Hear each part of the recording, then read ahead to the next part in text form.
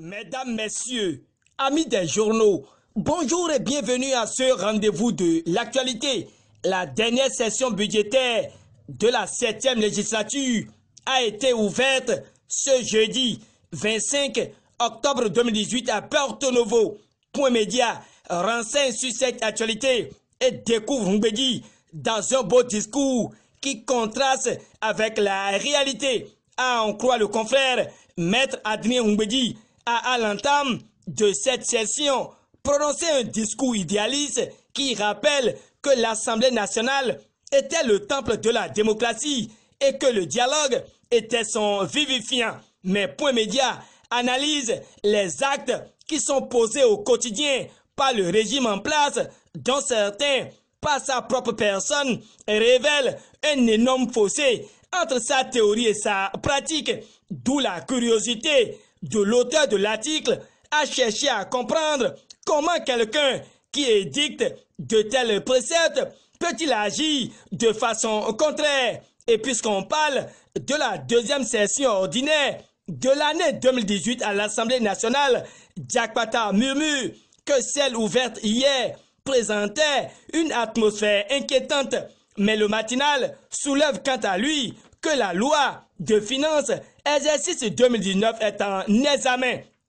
Pendant ce temps, Fraternité ajoute que l'étude de la loi de finances est lancée et les défis de la session budgétaire sont donnés par la nation. Ce matin, à la une du journal La Nouvelle Gazette, c'est les actualités liées au congrès extraordinaire des Forces Unies pour la démocratie et le progrès qui cliente, suivant le confrère, l'honorable Jean-Eudes Okoundé dévoile son bloc politique ce samedi 27 octobre 2018 à Dassa. Avec précision, le journal de Gabin Assogba signale que c'est à Géco Hotel que les manifestations se dérouleront demain à partir de 10h. À la lutte des choses, il était opportun de dévoiler à la face du monde le bloc politique qui va héberger cette formation politique pour les échéances prochaines.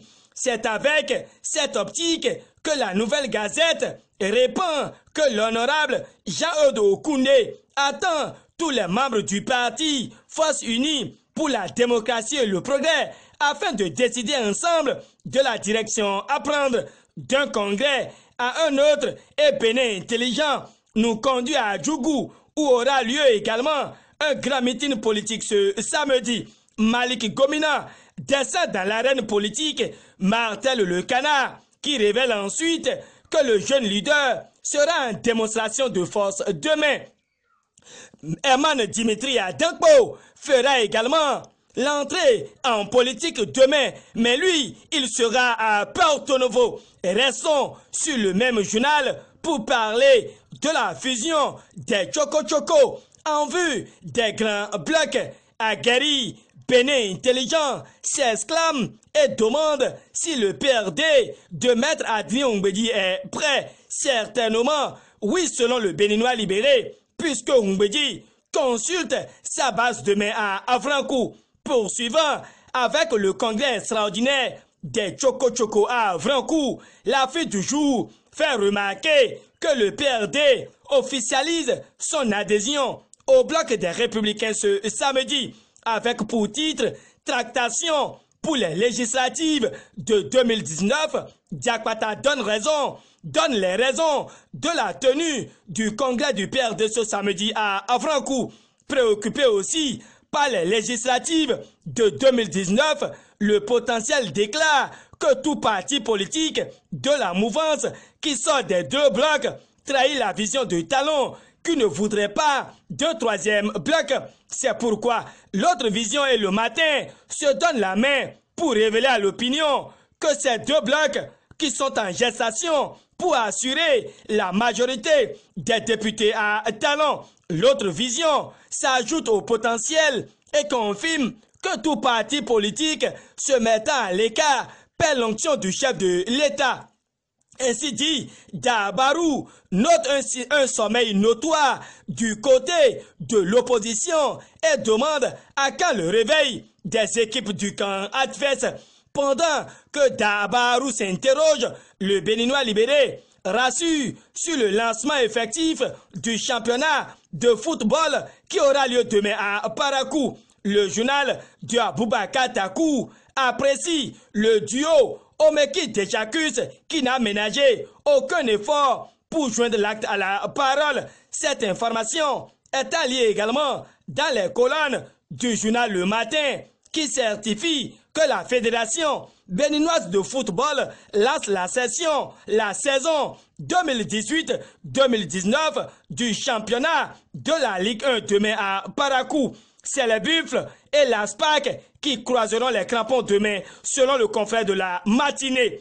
Au port autonome de Cotonou, une situation liée aux primes fictives serait à l'origine du départ de certains agents de leur fonction. C'est le Béninois libéré qui nous donne cette information.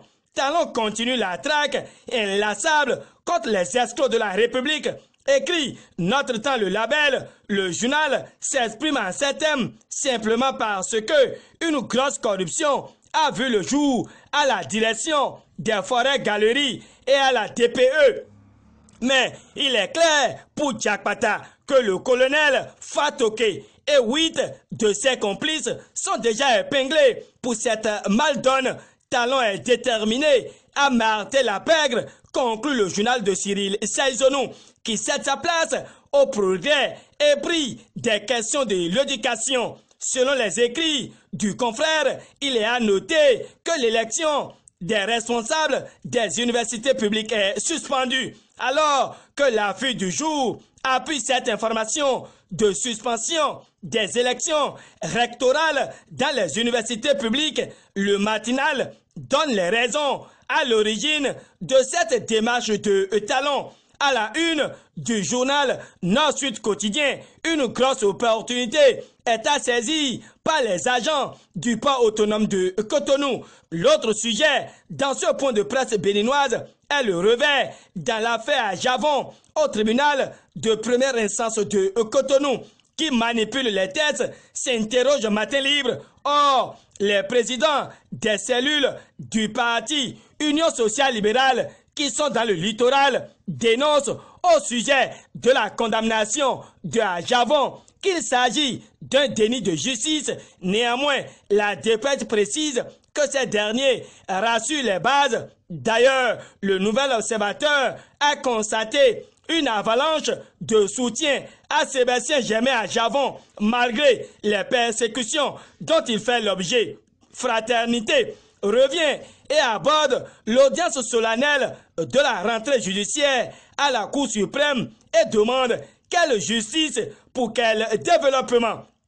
Si le même journal informe l'opinion que le délibéré dans le dossier des écureuils cadets est pour le 30 octobre prochain, l'on peut retenir aussi du quotidien de Ménotin que la première expérience sexuelle est une étape indélébile dans la vie, car après l'acte, l'intéressé est partagé entre stress et hésitation. Fin de cette revue de presse et réalisation et présentation.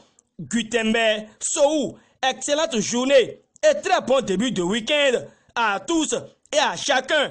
À dimanche pour l'actualité phare de la semaine.